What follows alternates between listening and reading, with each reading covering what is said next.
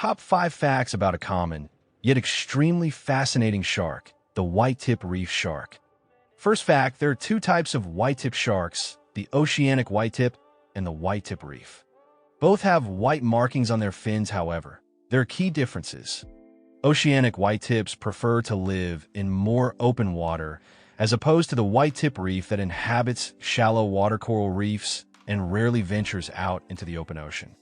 Second fact, whitetip reef sharks are one of few sharks that can rest on the seafloor. They use a method to breathe called buccal pumping to filter water through their gills without having to constantly be swimming.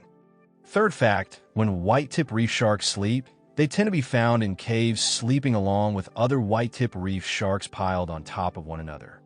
A group of whitetip reef sharks like this is referred to as a shiver.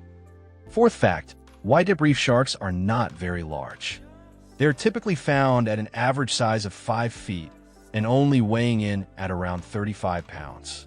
Fifth fact, due to their size and frail skinny bodies, whitetip reef sharks, despite being a predator of the reef, often finds itself being prey to other larger sharks, as well as some large fish such as giant groupers and even great barracudas. That's it for today. Thank you all so much for watching.